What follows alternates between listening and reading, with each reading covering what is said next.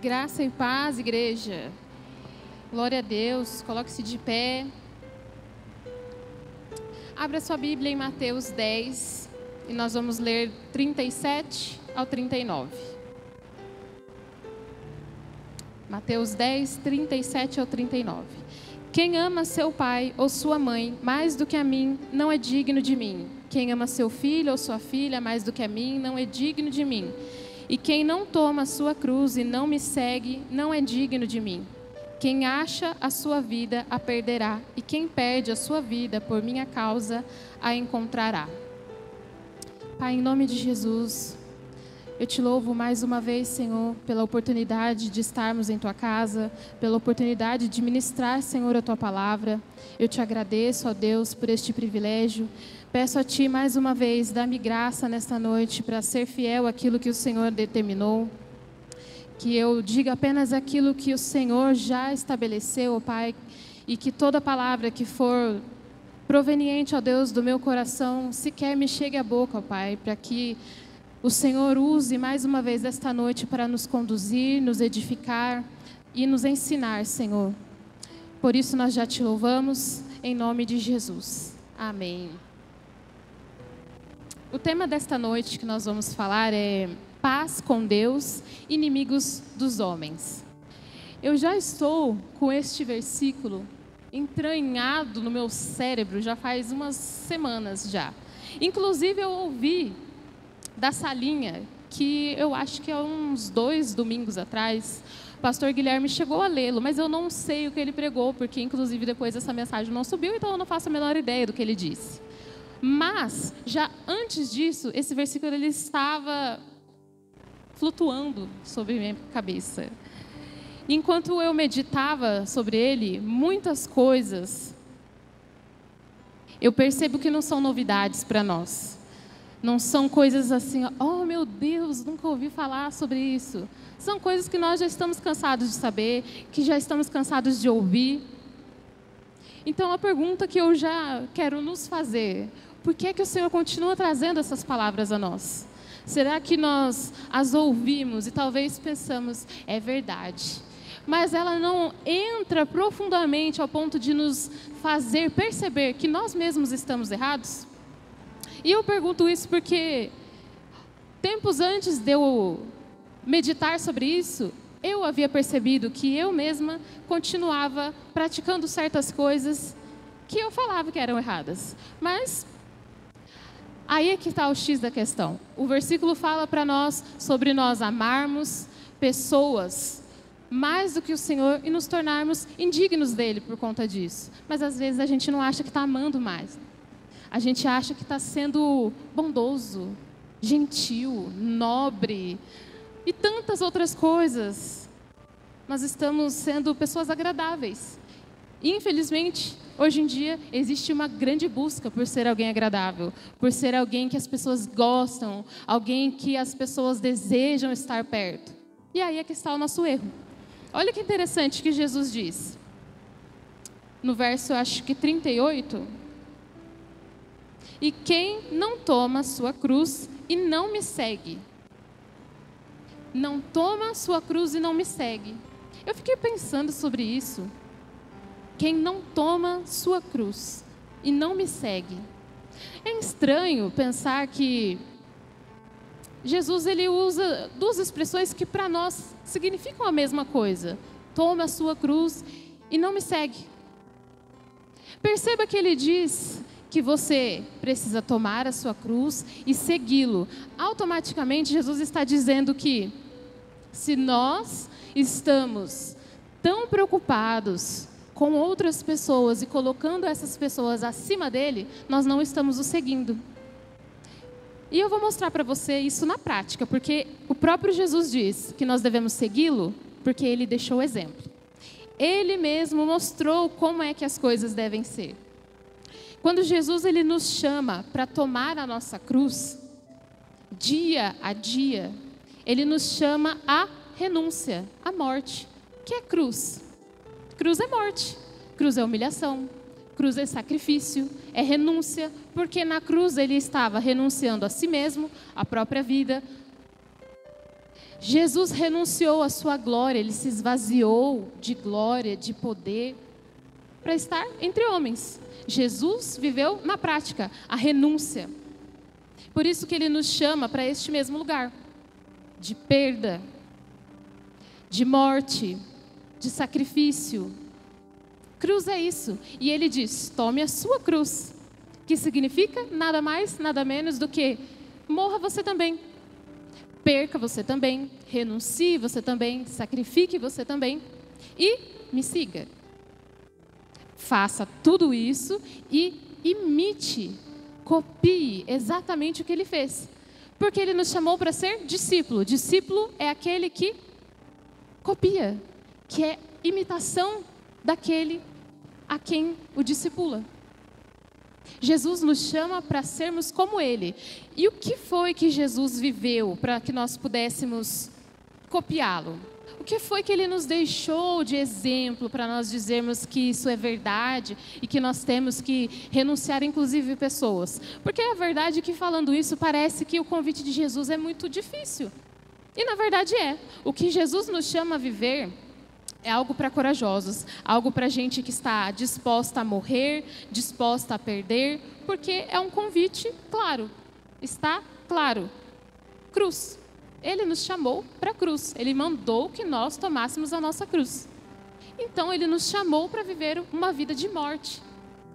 É um convite difícil, não tem nada de belo no convite de Jesus, não tem nada de atrativo que nos faça dizer eu quero, a não ser o próprio Cristo.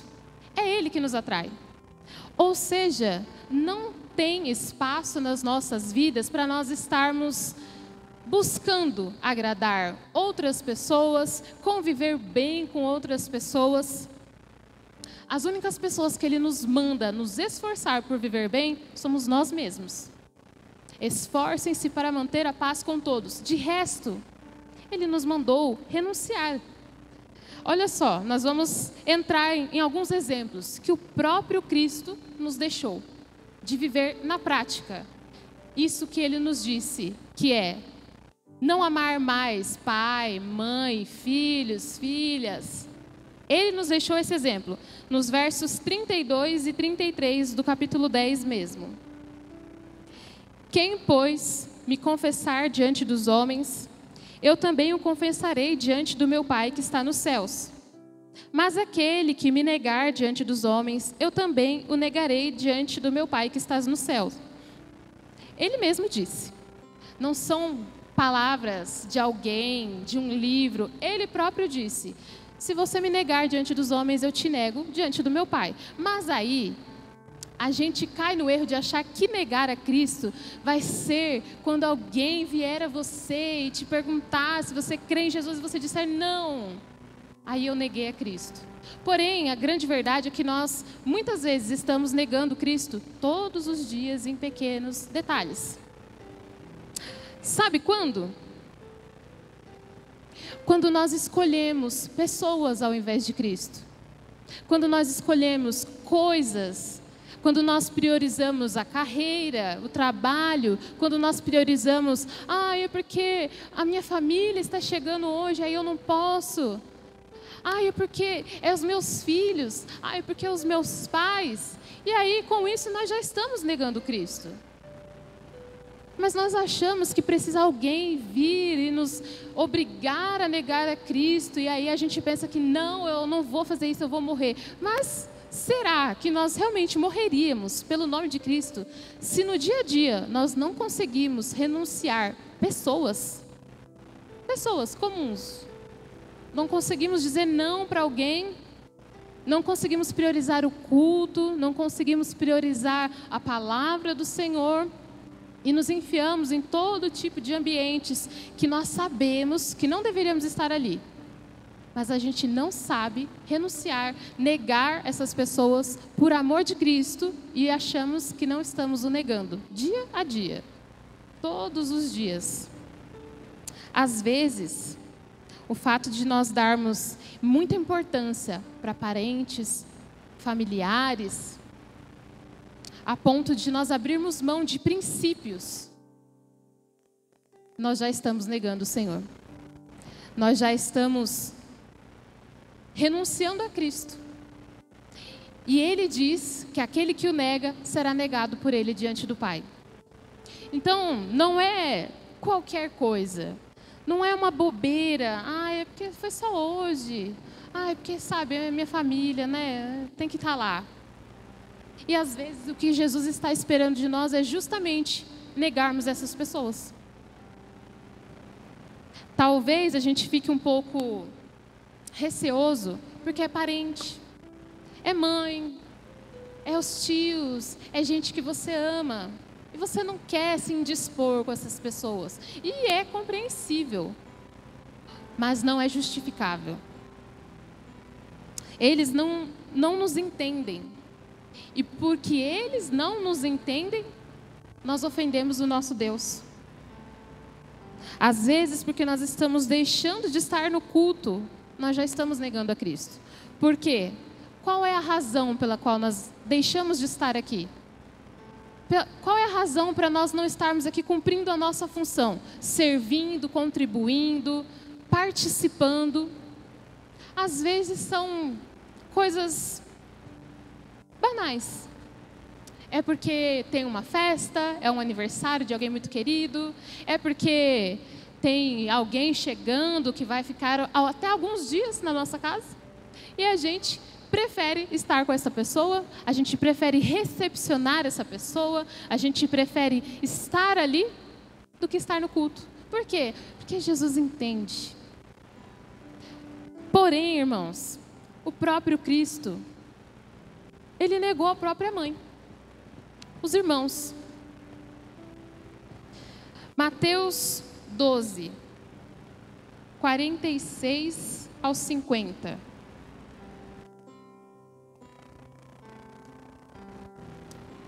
Falava ainda Jesus à multidão, quando sua mãe e seus irmãos chegaram do lado de fora, querendo falar com ele. Alguém lhe disse: tua mãe e teus irmãos estão lá fora e querem falar contigo.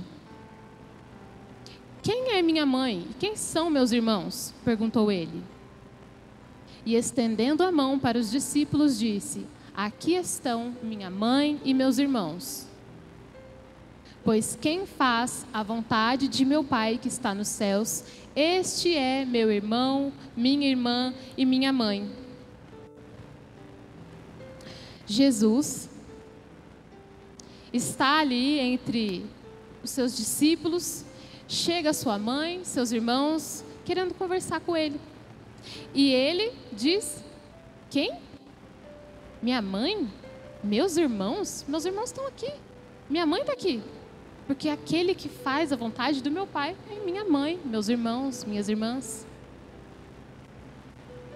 Jesus não deixou de estar com os seus irmãos, com as suas mães, irmãs, para estar com aqueles que eram seu sangue.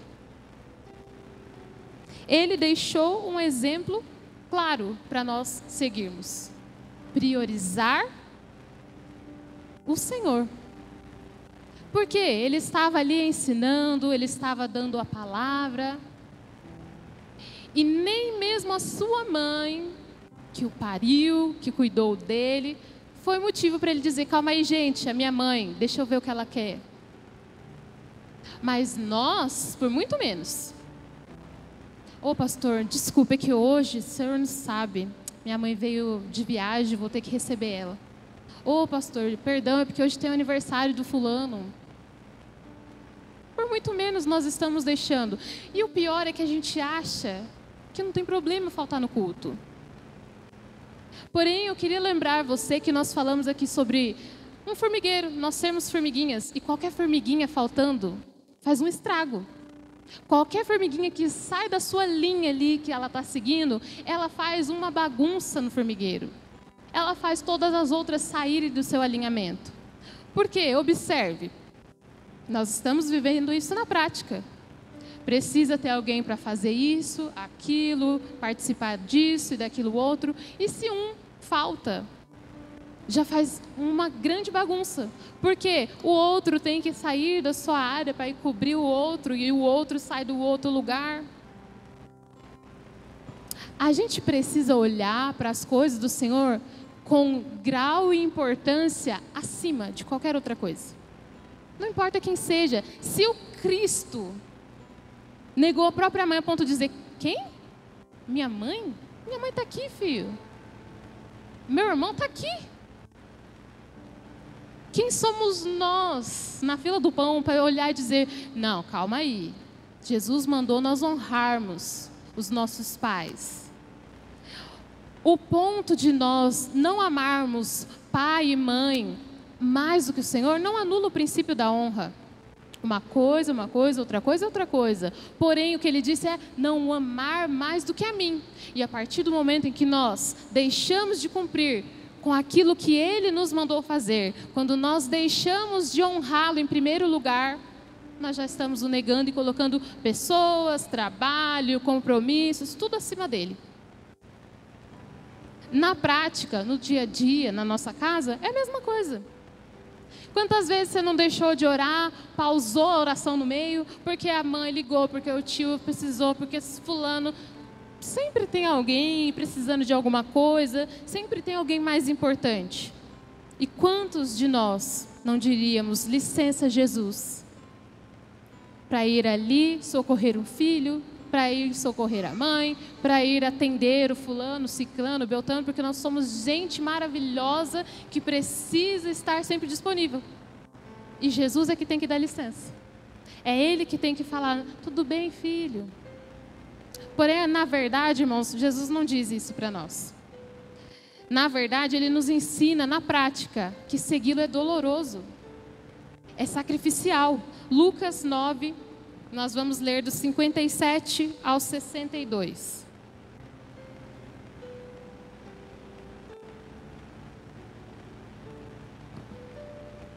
Quando andavam pelo caminho, um homem lhe disse: eu te seguirei por onde quer que fores. Jesus respondeu: as raposas têm suas tocas, as aves do céu têm seus ninhos, mas o Filho do Homem não tem onde repousar a cabeça. A outro disse: siga-me. Mas o homem respondeu: Senhor, deixa-me ir primeiro sepultar meu pai. Jesus lhe disse: deixe que os mortos sepultem os seus próprios mortos. Você, porém, vá, proclame o reino de Deus. Ainda outro disse: vou seguir-te, Senhor, mas deixa-me primeiro voltar, despedir-me da minha família. Jesus respondeu: ninguém que põe a mão no arado e olha para trás é apto para o reino de Deus.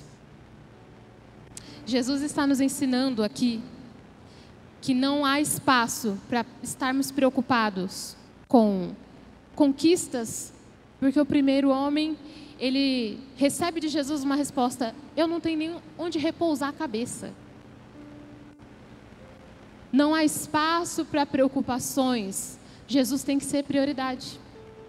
Nada, nem sequer as suas preocupações financeiras, com alimento, com nada que vá faltar, nem elas podem estar acima de Cristo. E aí ele nos ensina que não há espaço para nos preocuparmos sequer com a nossa família.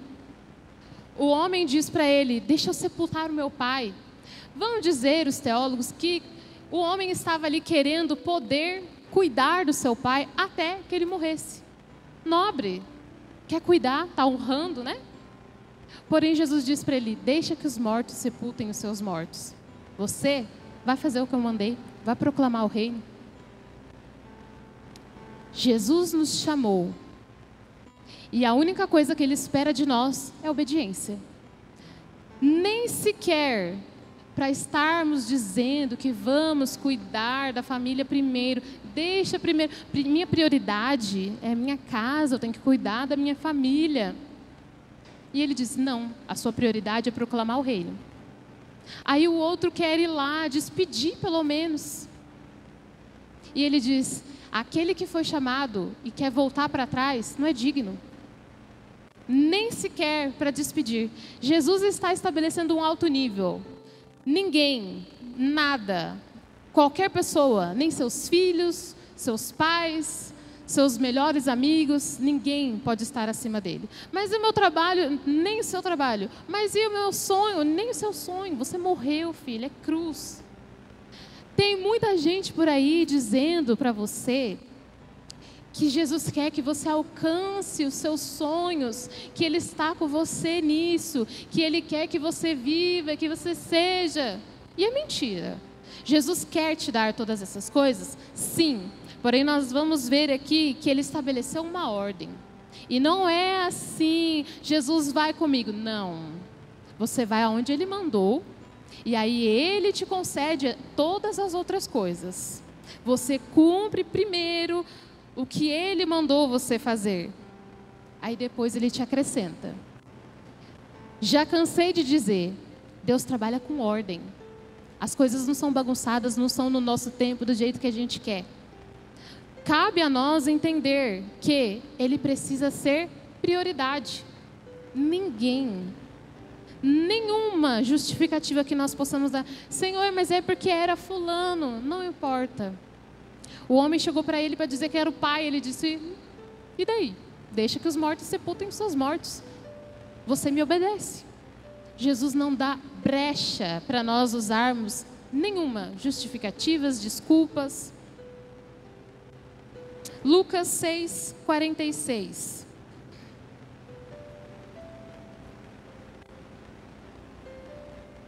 Por que vocês me chamam Senhor, Senhor e não fazem o que eu digo?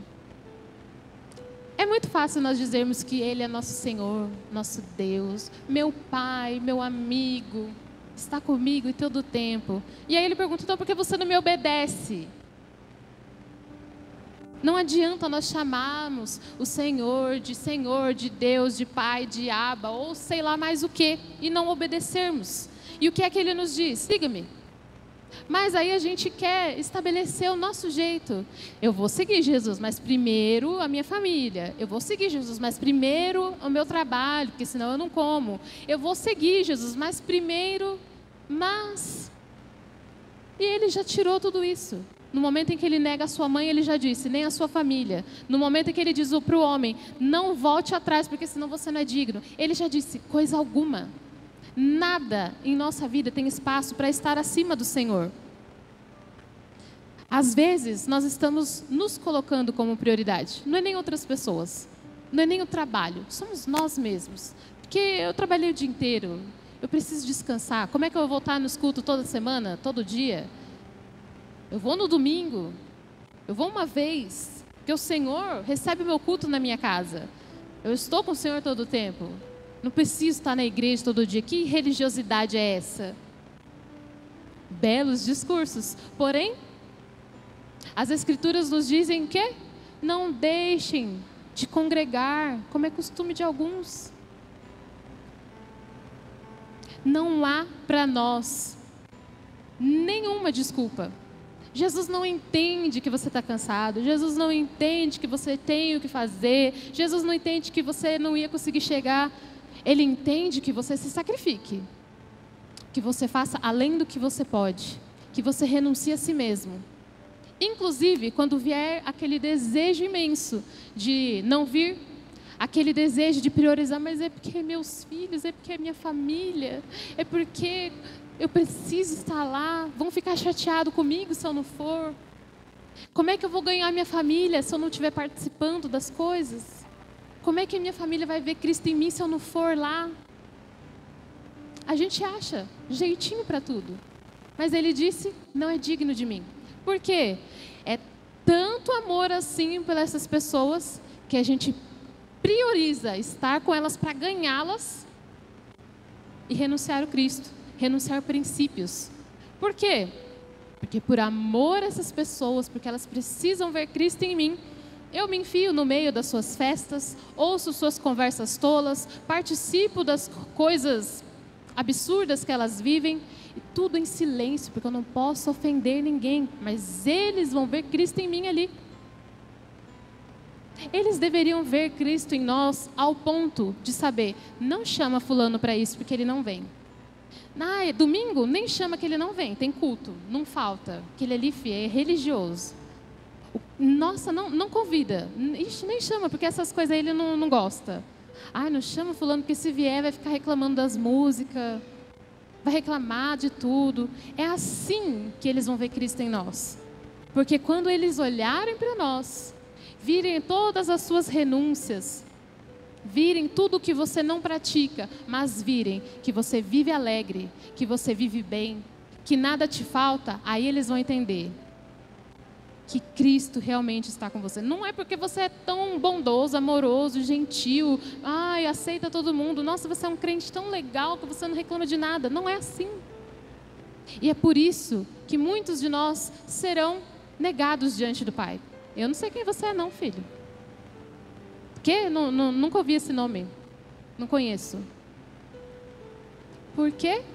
Buscando agradar a sua família, os seus queridos amigos, em nome do amor e ganhar a todos, você perderá o Cristo.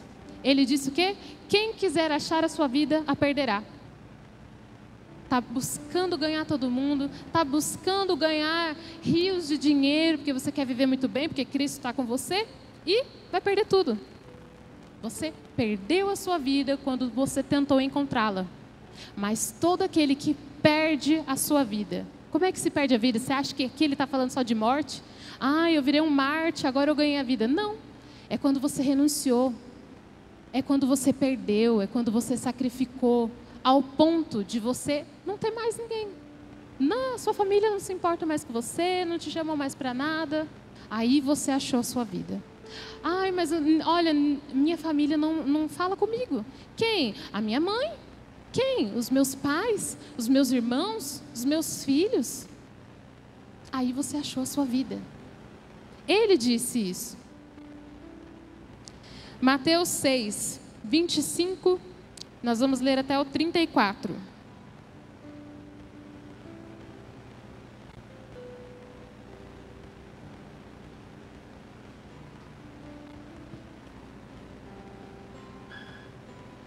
Portanto, eu digo, não se preocupem com sua própria vida, quanto ao que comer ou beber, nem com seu próprio corpo, quanto ao que vestir.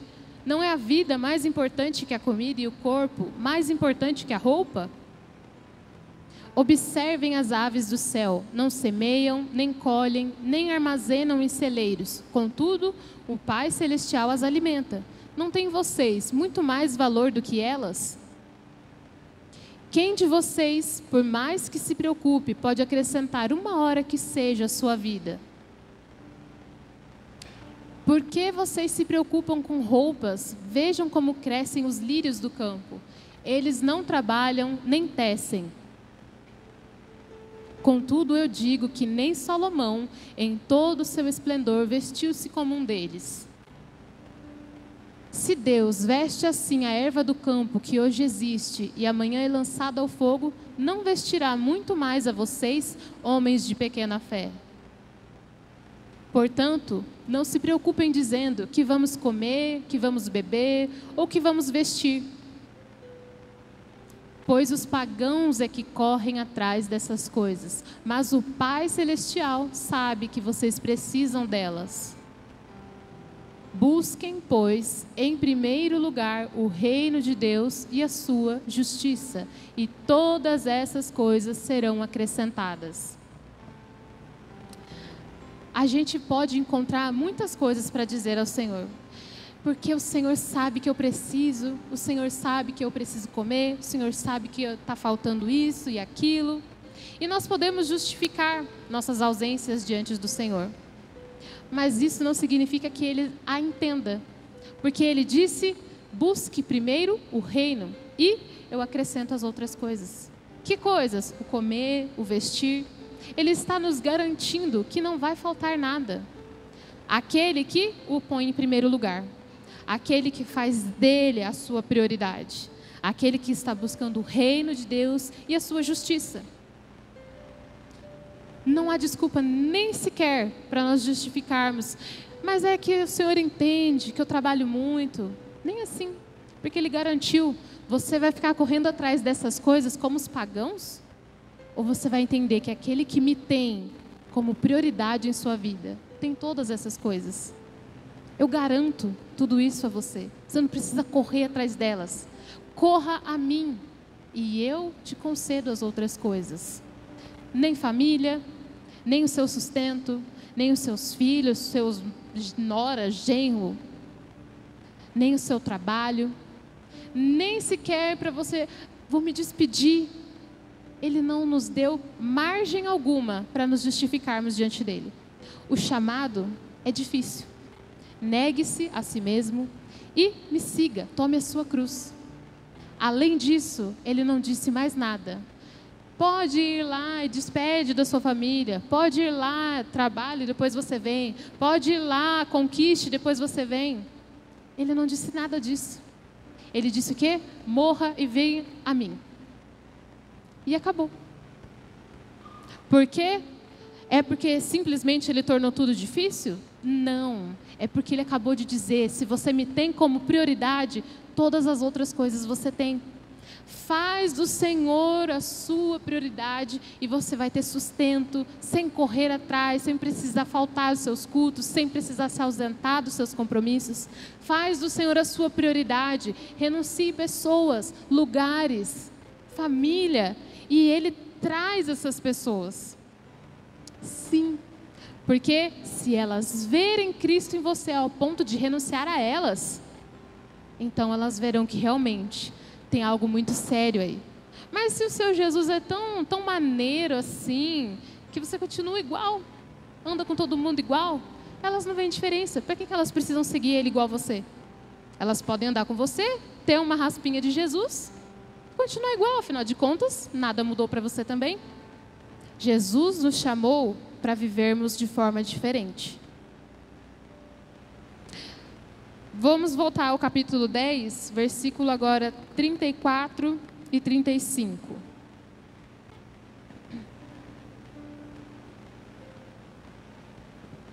Não pensem que vim trazer paz à terra. Não vim trazer paz, mas espada.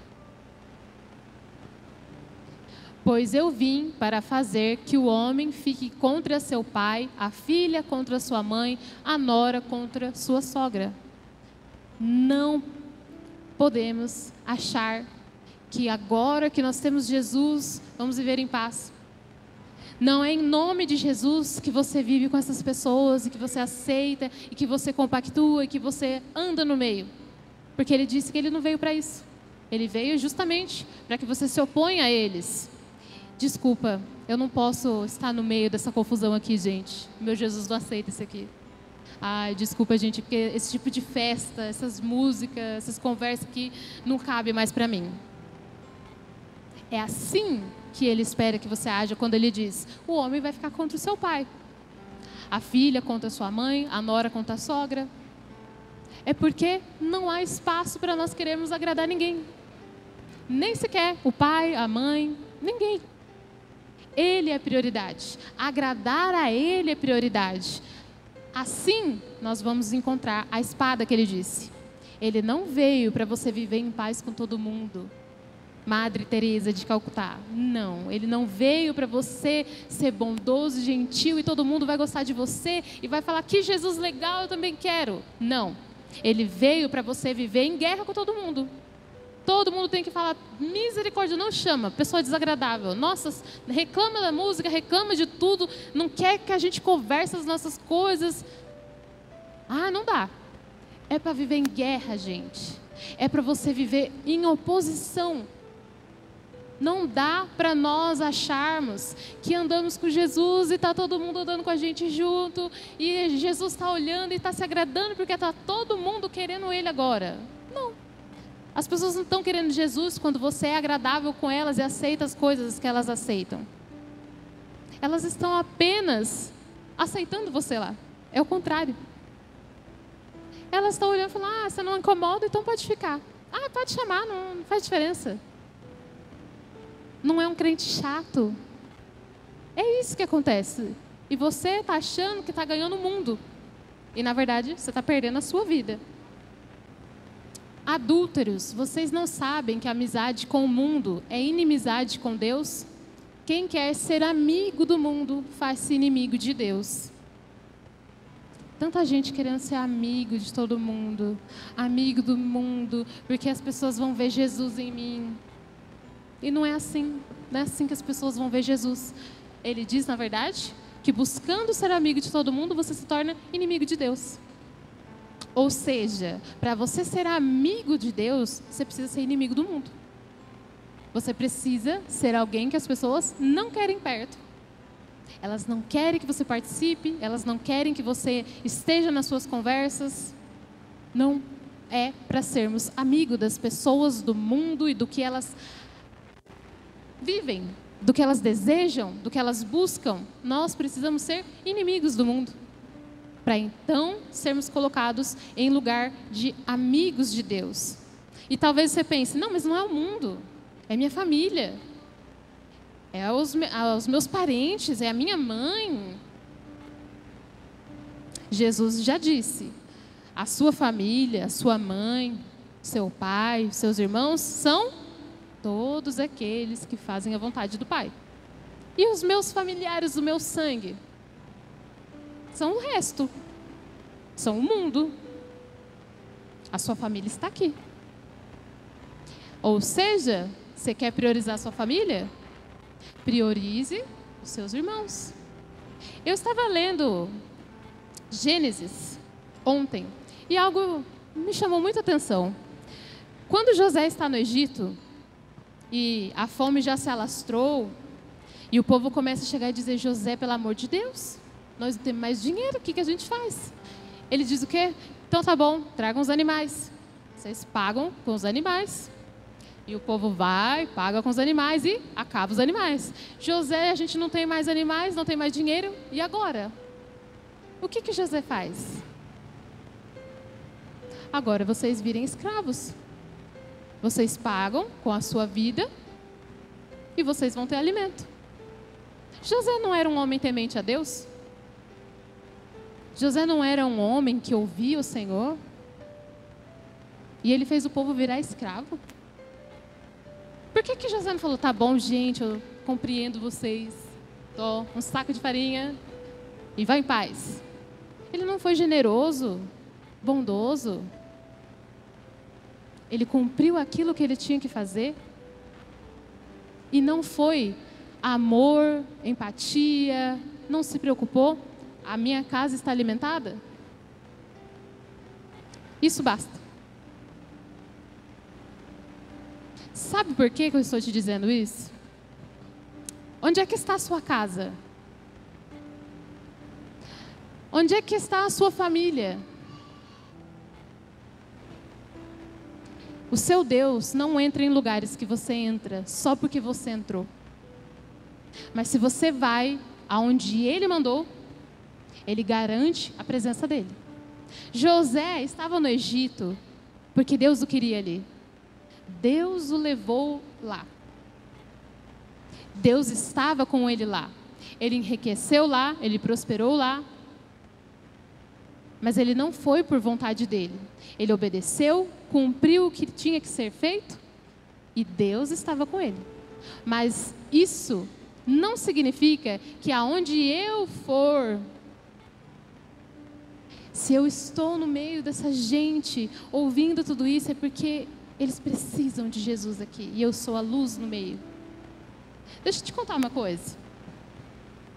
Fim de ano é a melhor época para você estar com a sua parentela, né? Fim de ano, muitas festas. A minha família, os meus familiares, o do meu marido, não são convertidos, na grande maioria. Então, nós tínhamos a ceia e o almoço do outro dia com um monte de gente, não convertidos. Já no ano novo, depois de ter passado todas as festas praticamente, eu já tinha me sentido extremamente incomodada, me questionando do ambiente. Sabe como é que era o ambiente em que nós estávamos? A grande maioria das pessoas ali ou era espírita, ou era católico simpatizante com espírita. E em muitos momentos da festa, adivinha a música que toca? É as musiquinhas de tambor, cantando Oxu, Exu e não sei lá mais quem. E a gente? A gente estava lá. Estava lá cantando? Não estava. Estava sendo luz. Estava ouvindo todo mundo. Eu não estou compactuando, mas eu estava lá. Ouvindo as conversas tolas. A gente contando que traiu e que não sei o que lá mais. Mas nós éramos a luz ali. É a primeira vez que a gente vai lá? Não. E se eu estou lá sendo tanta luz assim, por que não mudou nada? Isso significa que não é ambiente para eu estar. Isso significa que eu estava lá e o Senhor não estava lá comigo. Ou você acha que Ele estava lá ouvindo o Exu? Não estava. Eu estava lá. Eu estava lá sendo empática, amorosa, querendo todo mundo visse a luz de Cristo em mim. E eles estavam vendo? Não, porque aonde a luz brilha, não permanecem as trevas. Se eu não me oponho, eu permito que as trevas permaneçam. Se eu não evidencio a luz, eu fico ali quietinha, não vou ofender ninguém, continuei, tudo bem, gente. Pode ouvir essa música, eu não me incomodo. Eu estou permitindo que as trevas prevaleçam. Eu apago a luz do Senhor em mim, para não ofender todo mundo e para que todo mundo comemore ali tranquilamente. Fique em paz, galera. É isso que a gente faz. Quando Ele nos chama para viver em guerra, é isso. Se o ambiente não é agradável ao meu Senhor, ou eu tenho duas opções. Ou eu me oponho e digo, galera, pelo amor de Deus, tira essa música aí que eu não curto isso aí não. Ou então, desculpa gente, esse ambiente aqui não é para mim. Tchau. Eu não quero ser desagradável, então o Senhor vai te negar diante do Pai, porque foi Ele que disse. Não precisamos agradar todo mundo. Porque Ele disse que tentando ganhar o mundo e ganhar a sua vida, você vai perder tudo. Precisamos nos preocupar em agradar a Ele, fazer a vontade dEle. Porque Ele já estabeleceu e nós vimos, é bem difícil. Negar a si mesmo, renunciar às suas vontades, abrir mão dos seus sonhos, negar a sua família, os seus filhos, sua mulher, seu marido, seus pais. Todo aquele que se opõe à vontade de Deus sobre a sua vida, deve ser negado por você, para que o seu Pai não te negue, para que você não seja negado diante dEle. Você imagina? Em nome do amor, você viver tudo isso, aceitar todo mundo, paz e amor com todo mundo, e chegar no grande dia, Ele te negar por causa disso. Mas Jesus foi por amor a essas pessoas. Eu não mandei. Você foi amigo de todo mundo. Se fez meu inimigo. Hebreus 12, e vamos ler 1 ao 3.